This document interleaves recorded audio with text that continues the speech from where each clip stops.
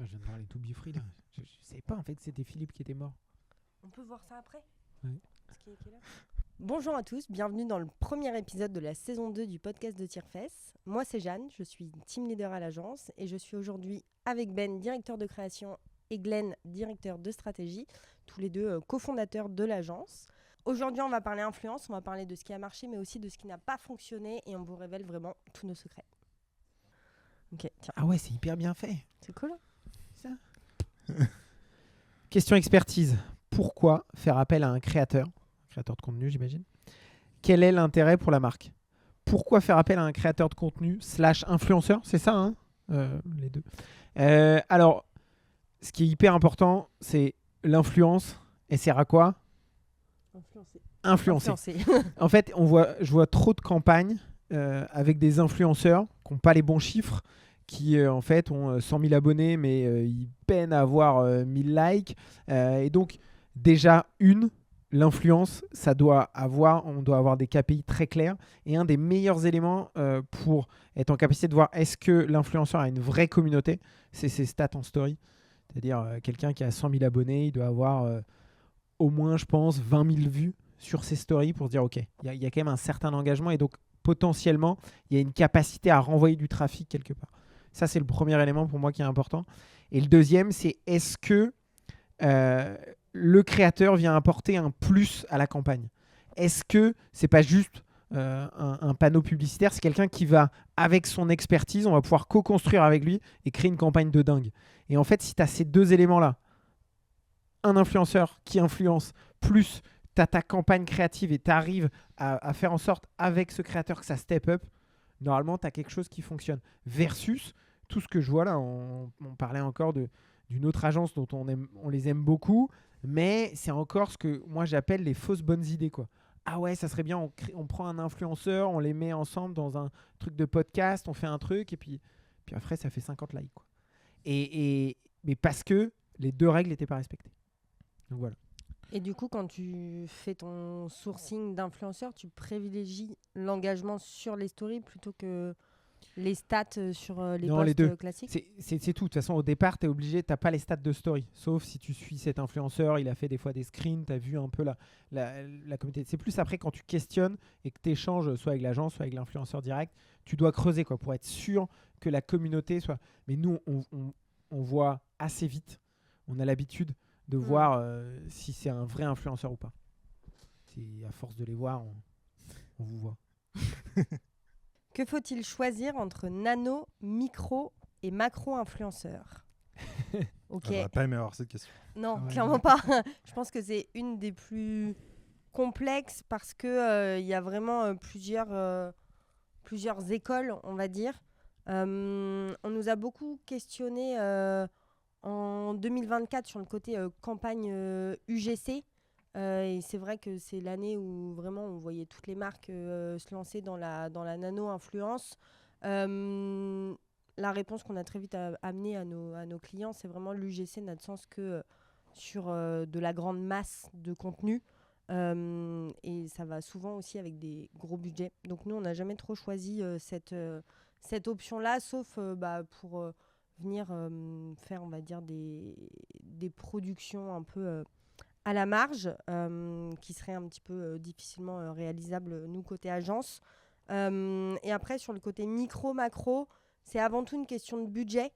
On peut avoir des campagnes pour nos clients où au final, c'est pas tant la taille de la communauté qui va importer, mais plutôt la capacité du créateur à venir, comme le disait Glenn, apporter une vraie expertise sur le concept créatif.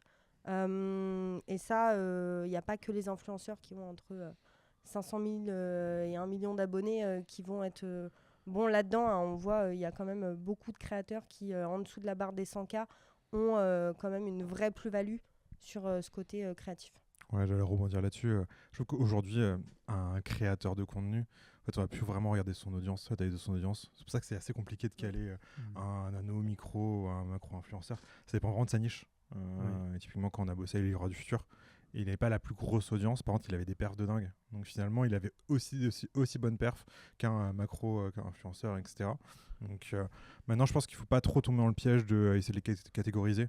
Je Je pense que c'est plutôt se dire, bon, j'ai combien de budget? Est-ce que l'influenceur est OK là-dessus? Et essayer d'aller là-dessus. Et tu vas chercher le meilleur retour sur investissement, quoi. Ouais. C'est-à-dire, tu peux te payer jusqu'à quel influenceur avec quel engagement, et est-ce que cet influenceur-là t'y revient, apporte quelque chose à ma campagne ou pas. C'est pas juste se payer un nom pour se payer un nom, parce que ça sert pas à grand-chose et souvent ça fait flop. On le voit surtout, tu vois, dans les campagnes que tu gères, Jeanne, c'est compliqué de pouvoir estimer le budget d'un influenceur. Des fois, c'est pas celui qui a la plus grosse communauté qui coûte le plus cher. Et ça, je pense qu'aujourd'hui, ça a tellement changé, dans le sens où avant, tu avais 100 000 abonnés, tu payais coûter tant. Maintenant, c'est plus vraiment le cas. Ça dépend de l'agence ou des agents qui gèrent derrière. C'est clair. Gourmand ou pas. Exactement. Si mes calculs sont bons, c'est pour toi, Ben. Si, mais pas du tout que je parle. Pas du tout, c'est encore moi. Merci, Dame, je le prends pas du tout mal. Hein. Ça serait hyper drôle que Ben en ait aucune. Non. Je crois qu'il est même pas dans la cam. Non, le pauvre. Je suis le sniper. Hein. C'est normal que son micro soit pas branché. Vas-y. Comment briefer et cadrer un créateur lors d'une campagne?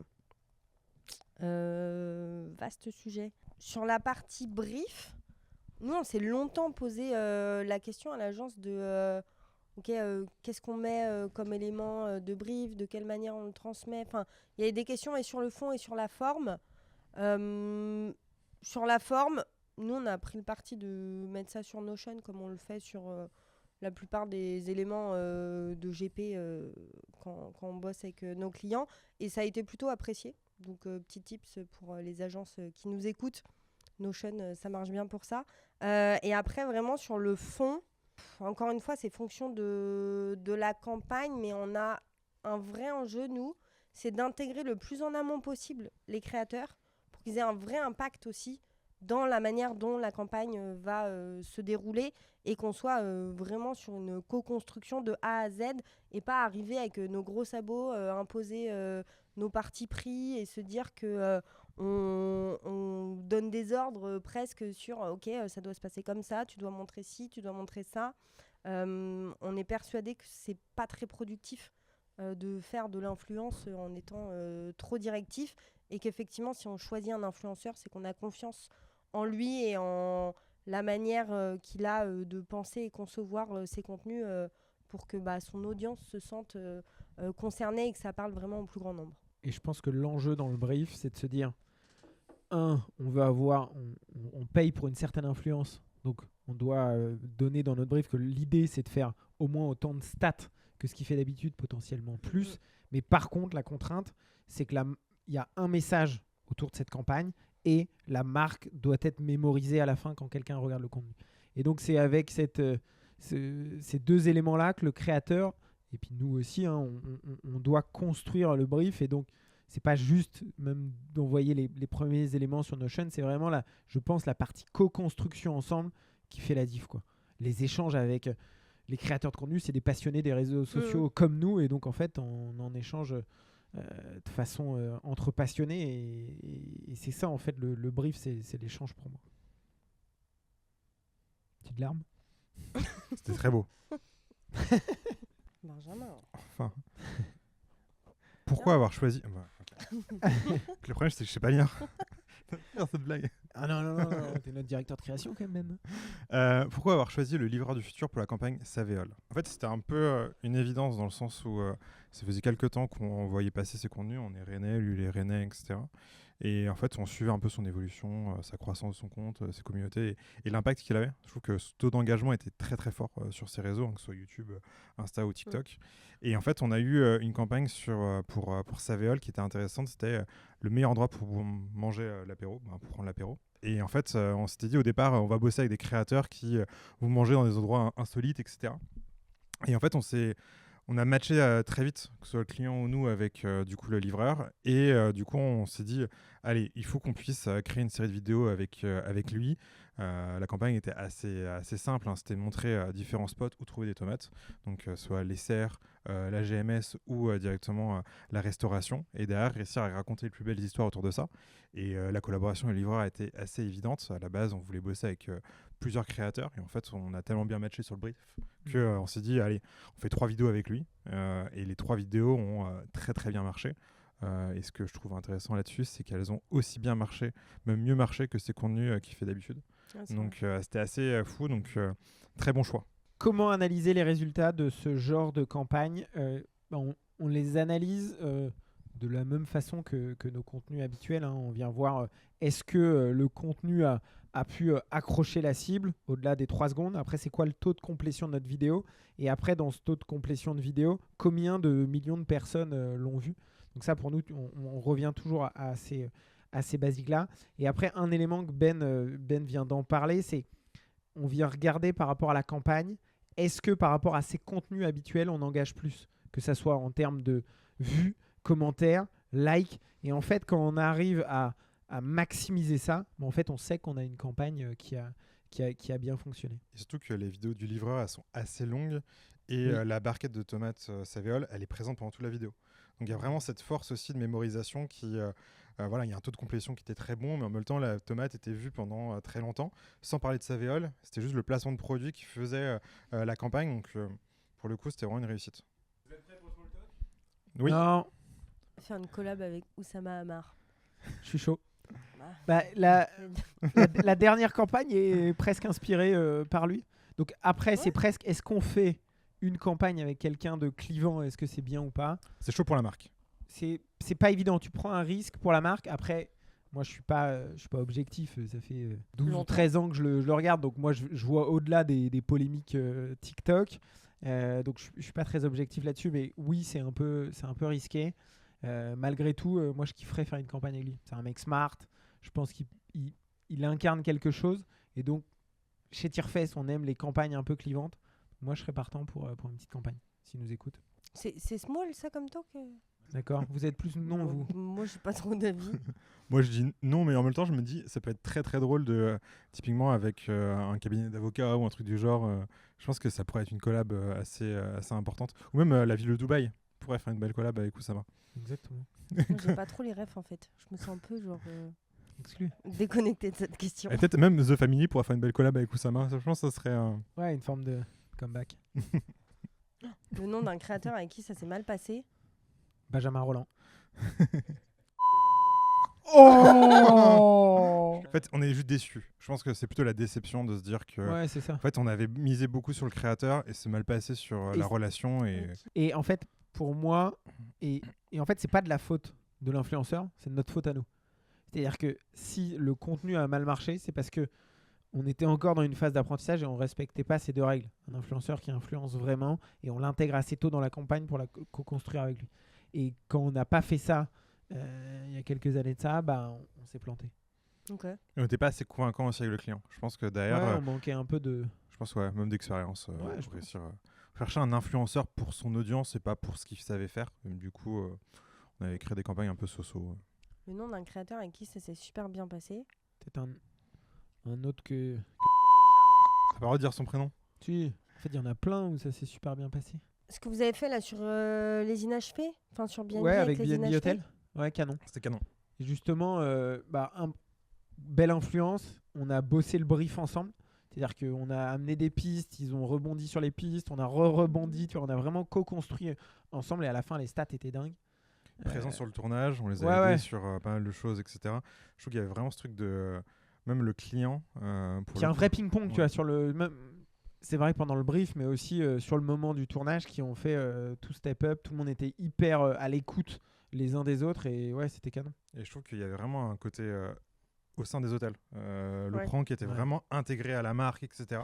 Ça te fait marrer? Bah, ça me fait marrer parce que je me rappelle du tournage où les gens arrivent de leur journée du travail Oui. et là, t'as des rugbyman qui leur foncent dessus et certains l'ont un peu mal pris. Le pire, c'était le... Moi, j'ai adoré le ring de ouais, boxe le ring dans de la boxe. chambre. Le ring de boxe, c'était vraiment très très drôle. Et puis c'était chaud parce que c'est la problématique du prank, c'est que des fois, t'as qu'une cartouche et là, il y avait qu'une personne qui arrivait à l'hôtel, il y avait peu de monde ce jour-là. Et en fait, c'est la bonne personne. Il doit accepter de signer le papier pour être diffusé sur les réseaux. Il hésite un peu, il nous donne la réponse 2 jours après. Donc, tu vois, des fois, c'est risqué. Mais et puis ce que j'aime encore là-dedans, c'est une campagne vraiment social média. C'est pas un truc qu'on a imaginé dans notre tête et bah voilà, ça fait la diff. Quoi. Et assez bien pensé et Craft. On n'est pas parti sur une énorme production. Mais c'est fou. coller des iPhones au scotch. C'était hyper craft, quoi. Mais je pense qu'on imagine leur pas. avait fait trop produit, ça n'aurait pas du tout marché. Exactement. Le plus gros montant d'une collab que tu as vu passer. Alors, c'est Monsieur Brico. Monsieur Bricolage, McFly. McFly Carlito. Ah Ouais, oui. Je pense que c'était la plus. Ouais. C'était faisait partie des premières campagnes C'est qu'on un- voyait, etc. Et qui étaient assez. Campagne à 6 chiffres, quoi. Ouais. Et si on peut pas donner le montant. Non, c'est passé. Mais oui, ça fait partie des plus grosses collabs avec des gros créateurs français sur Sur un partenariat très long terme. Hein, sur une belle prod et une idée derrière qui était hyper intéressante. Et encore à l'époque, je trouve que par rapport à tout ce qu'ils ont mis en place, etc. Quoi, 2-3 ans? Ouais, je trouve qu'ils étaient. Tu vois, c'était une vidéo sur. C'était plusieurs contenus sur une année. Il y avait des jeux concours, il y avait beaucoup de choses, etc. Ouais. Je trouve que par rapport à l'engagement et par rapport à la visibilité qu'ils avaient, Ouais, ça allait. clairement. Bon investissement. La pire collab créateur-marque que tu as pu voir. Moi, je l'ai. Ok. Dès que j'avais vu, parce qu'à un moment, on avait benchmarké Saint-Mamet. Ça, j'allais dire la même chose. Et ah ouais, celle-ci, elle nous a marqué parce que au fond, Avec Studio Daniel. ouais, au fond, l'idée est pas mauvaise et on aurait pu à un moment nous aussi avoir des idées comme ça. Si on est totalement honnête, tu sors la créatrice de son contexte, t'en fais une prod où c'est trop prodé et donc ça fonctionne pas. Il faut toujours revenir au basique. Est-ce que c'est social media? Est-ce qu'un créateur de contenu pourrait se dire ah putain, je fais ce concept-là et ça peut me faire exploser quoi? Bah non. Ouais, c'était pas authentique du Non. tout, quoi. Mais en fait, en plus, c'était à Ça, il y en l'époque. a- et ça, c'est un exemple. Je sais même pas qui était derrière la campagne, mais sinon, c'était peut-être fait même en interne. Mais ça, il y en a une palanquée de campagnes comme ça où tu te dis merde, quoi. Et au fond, certaines, il y a quelques années de ça, on aurait pu les faire. Nous aussi, on a fait même nous des Ouais. campagnes de merde. Et, mais parce que on avait perdu la connexion avec le terrain et le social media, quoi. Bah, en fait, Et- pour donner du contexte à tout le monde, c'était des vidéos de défis en cuisine, recettes. Du coup, on faisait venir des. C'était pas nous. Du coup, la marque faisait venir des créateurs. C'est vrai que je dis toujours on. La marque faisait venir des créateurs. mégalo. Sûrement. La marque faisait venir du coup pour la troisième fois. La marque faisait venir du coup des créateurs dans une cuisine avec un studio, etc. Ils avaient des défis culinaires à réaliser. Et ce que je trouvais qui marchait pas du tout, c'était que c'était trop produit. Les créateurs étaient pas à l'aise. Il y avait des cuts qui sortaient un peu des blagues, etc. Et je trouve que du coup, on n'avait pas le ton du créateur. Et en fait, moi, ce que j'avais regardé sur la campagne, c'était que j'avais comparé par rapport aux autres marques avec qui ils avaient pu bosser. Et je crois que du coup, à côté de ça, Studio Daniel avait fait une campagne avec, je dirais pas Pompot ou une autre marque, c'était des choses, des yaourts à boire, etc. Et en fait, la vidéo qu'ils avaient fait avait 4 fois plus performé. Ouais. Mais c'était quand même une collaboration avec une marque et je trouvais ça dommage d'avoir juste un choix, et je pense que c'était beaucoup de production, beaucoup de coûts, etc. De ne pas avoir été sur le terrain de jeu du créateur. Et pour ça qu'elle m'a marqué, parce qu'en fait il y avait vraiment ce truc de qu'est-ce qu'il faut pas faire et qu'est-ce qu'il faut faire côte à côte, et j'étais assez choqué de ça. Et vous en aviez échangé avec La les- marque Ouais. Non, Non, Saint-Mamet, c'est une histoire qui s'était pas faite parce qu'il y avait un appel d'offres en cours et en fait, je crois que le directeur marketing est parti en cours. Donc, depuis, on n'a plus de contact. Donc, Saint-Mamet, si vous nous regardez, on est chaud pour réfléchir à des campagnes qui cartonnent. J'aime bien leurs produits en plus. bah, du coup on avait des produits du coup dans À notre l'agence. réserve. Ouais. Ouais. La collab dont tu rêves. Ah là là, c'est beau ça. Moi j'ai un truc. Hein. Créateur et marque. Vas-y. Moi ce serait Lulu Kitchen avec Tipiak. Moi, Ah tu ouais. mets Loulou Kitchen avec n'importe quelle marque. Ah ouais, c'est vrai qu'elle engage de fou. Ah, je suis fan. Moi, je fais toutes ces recettes. Moi Enfin, mon goal ce serait Ah, que c'est qui à l'arrière du packaging de Tipiak, il y ait une recette de Lulu De Kitchen. Loulou Kitchen. Et là que tu te dis putain, assez marrant parce que du coup c'est sa communauté qui passe dans le rayon.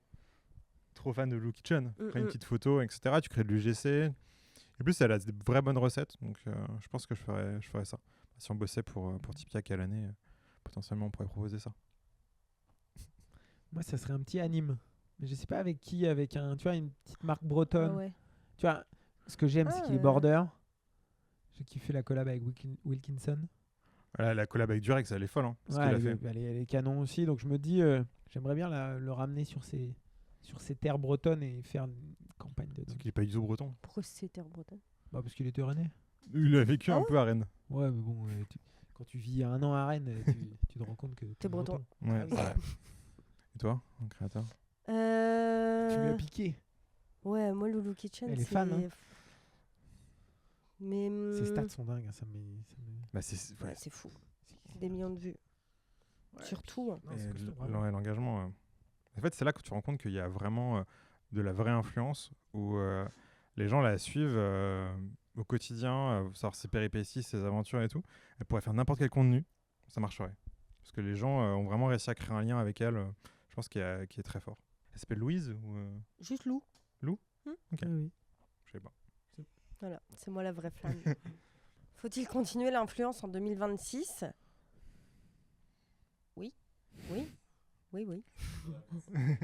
Non, bah, je sais même pas si la question se pose réellement. Hein, mais est-ce qu'on parle encore d'influence ou est-ce qu'on est vraiment sur ce truc de travailler avec des créateurs de contenu ? On sait qu'ils sont de plus en plus nombreux à plus trop vouloir de cette casquette influenceur. Bon, c'est juste le mot parce qu'il y en a certains qui ont fait n'importe quoi sous le mot influenceur, mais non, je pense que ça reste de l'influence et il faut aussi être assez pragmatique là-dessus. Et clairement, en 2026, moi, je pense qu'il faut accélérer, mais différemment, quoi. Tout le monde va continuer de faire un peu la même chose, du placement de produits.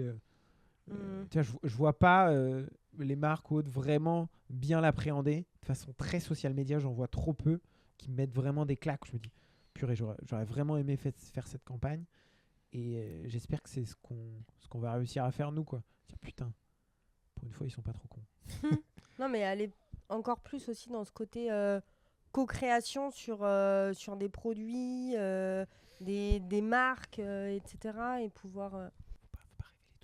Faut pas révéler tout. C'est une tendance macro. Non, mais Je parle elle pas est incroyable. des sujets à tire-face. Non, mais oui. Mais c'est même une conviction qu'on a de se dire l'influence de demain, elle doit aller plus loin que le placement de produits. Et je même, pense tu vois, que- sur toutes les sorties, tu as produits, bah, souvent, il y a, tu vois, la reveal. Je pense pas à la Joyka et Pika. Tu vois pas Ouais. tout l'amont, quoi. Moi, j'aurais kiffé que Joyka nous amène Dans le process. dans le process. Est-ce que c'est... Peut-être qu'il a juste à poser son nom et c'est pas le cas, mais je pense que s'il faut le faire, faut aller beaucoup plus loin, quoi. Et encore une fois, faut être social media, quoi. Si tu es vraiment social media et tu crées ta marque from scratch, comment tu le fais, quoi. Il y a un autre truc aussi qu'on n'a pas dit sur l'influence, c'est comment on fait vivre une expérience qui est marquante aux créateurs, où en fait il y a beaucoup de créateurs qui font du one shot par rapport au budget ou au projet. Derrière, quand tu bosses avec un créateur, tu construis une campagne qui les touche, qui leur crée un souvenir. Derrière, tu vas réussir à créer un lien qui est très très fort. Et je pense notamment à Nîmes avec Durex, avec le GP Explorer, ça restera en sa tête. Et toute sa vie, clairement. il se souviendra de ça. Durex a été cherché par la communauté d'Anime pour devenir le sponsor de l'écurie, etc. Et je trouve que demain, les marques, elles auront ce rôle avec les influenceurs de créer des belles histoires. Et je pense que c'est vraiment là, nous, en tant qu'agence, on doit réussir à créer des connexions et faire en sorte que ce ne soit pas juste une opération qui permet de vendre des produits ou mettre en avant la marque. C'est vraiment comment on réussit à créer un lien et que quand l'influenceur passe en rayon, en GMS, il fait sa petite story en mode « Putain, bien sûr que je vais choisir ce produit ». Et je trouve que ça, c'est vraiment notre job. Et ça passe par nos équipes, la gestion de projet, la prod, etc. Comment on fait pour vraiment faire vivre tout le long du projet quelque chose de cool et pas juste une bonne idée au départ, quoi. Ça, c'est vraiment important.